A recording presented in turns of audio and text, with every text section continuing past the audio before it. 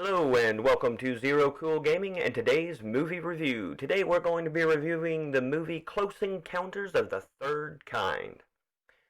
Close Encounters of the Third Kind is a older movie made back in 1977. And, well, it's had a few updates to it. It's had a special edition and a director's cut. Each of them have been graded differently, but essentially they're all the same movie, just with some added parts.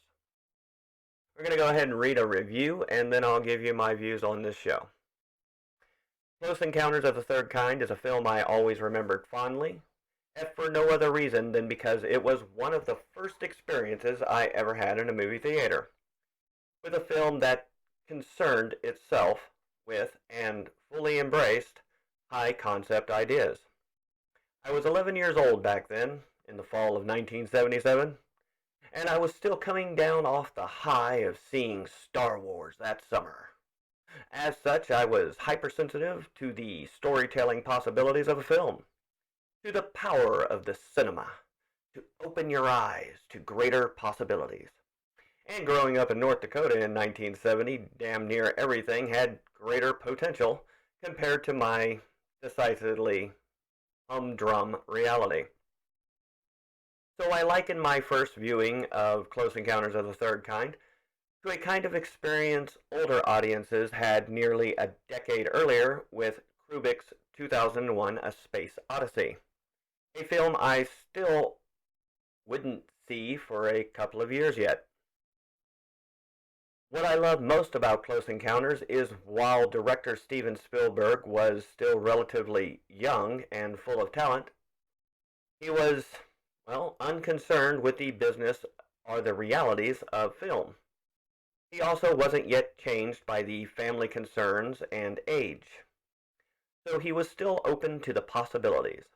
As such, I think Close Encounters represents Spielberg during his purest and most brash period of storytelling. This film is utterly uncompromising. Its protagonist, Roy Nelly, sees something he doesn't understand, something alien, and becomes completely obsessed with trying to understand it, even to the point of giving up his own family to do so. He doesn't do this for the lack of love, he does it because he must. The sheer, raw honesty of that I find very rare and refreshing in a film. I don't agree with any of that last bit, and we'll go over that here in a minute. Close Encounters of the Third Kind. What is it? Well, it's a story about a guy who, and not just a guy, lots of people, who have an encounter with some type of alien species. And that alien species, let's say, did something to them, put an image or thought in their mind, basically asking them to come to a certain place in the United States in order to meet, see, talk with, whatever. And whatever this is that they did to their mind was very compelling in that respect. So much compelling that as the movie portrays, when the U.S. government decidedly killed millions of animals in an area to prevent people from coming to that area so that just they could meet the alien, I don't know what you would call them, the alien species that had come to arrive. There were people who, through sheer will and their desire to get there, didn't care about the lies that they were told and truly believed that they could get there without the worry of dying because of a gas leak. I don't remember exactly what type of gas they said had been released, but this was back during a time when Hollywood didn't care about portraying the United States government as ruthless and cruel. And apparently the United States government allowed that to happen. For whatever reason. Whether they didn't have a strong enough hold on Hollywood yet, or they had lost some of their grip over the industry. Of course, we know today that that is not true, because they have a firm grip on Hollywood and everything they produce. Kind of reminds me of the stuff that was produced back in the 50s and 60s. It was obvious that it was a very right-leaning bias. It was supported by the media and propped up by the government. Where today's propaganda, which I call left-wing propaganda, it has the same thing. It's supported by the media and propped up by the government. To me, they're two sides of the same coin. It's the same thing. I don't care which side the propaganda is coming from. If it's supported by the media and propped up by the government, it's propaganda. Period. So, as I was saying, this movie was made during a time when freedom of thought wasn't stifled. And the freedom to even, criticize your own government was allowed. And that's exactly what Spielberg did.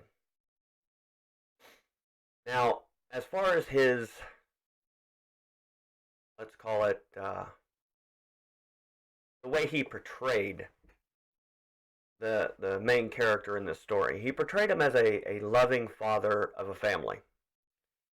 And me also being a loving father of a family, I know that had something like this occurred to me, I may have gone to that mountain, possibly, destroying my relationship with my wife and family in the process. But I wouldn't have been going to that mountain to leave. No, absolutely not. I'd be going there to beg them to get this out of my head. Whatever it was that they did to me. Fix it. And then, maybe after they fixed it, I'd be like, if you'd like to return in 20 years when I no longer have responsibilities, I might be more willing to go with you. But right now, I have responsibilities and they need to be taken care of. And I think any family-loving man would do the same. That's just my personal opinion about the situation. But of course, Spielberg had no family back then. So his understandings of that sort of thing were limited, to say the least. So what he portrayed was a man who was loving, but then just gave it all up. No. That's not how men think. I'm sorry. That's more the thinking of a teenager to, somebody who's in their, young 20s, doesn't have a family, has no ties, and can, just be free and do whatever they want. So, back to the review here. Right off the bat, the image is pretty impressive. The first thing that should be noted is that the looks of the film are a vintage film. You're going to see grain, sometimes light to moderate, and sometimes stronger. The film's structure has always varied a bit from scene to scene. You're also going to see optical softness and edges, and the overall color palette is very much in keeping with the Kodak Eastman film stock. With a significantly muted yet high contrast. The 70s production design and costumes further add to the film's warm vintage look, with plenty of reds, yellows, greens, browns, earth tones. The new 4K scan produces a significant improvement in the overall image detail. While watching it, I found my eye drawn to hundreds of tiny details I'd never really noticed before. The now readable notes on the dash of Roy's trucks and the text of various newspaper clippings. Now you can read it all. Flight 19 aircraft, the texture of various surfaces, the fine lines of maps, and the like. What's more, the added contrast of the HDR provides the image with true deep blacks, yet brings out surprising shadow details I wouldn't have expected to see in the negative.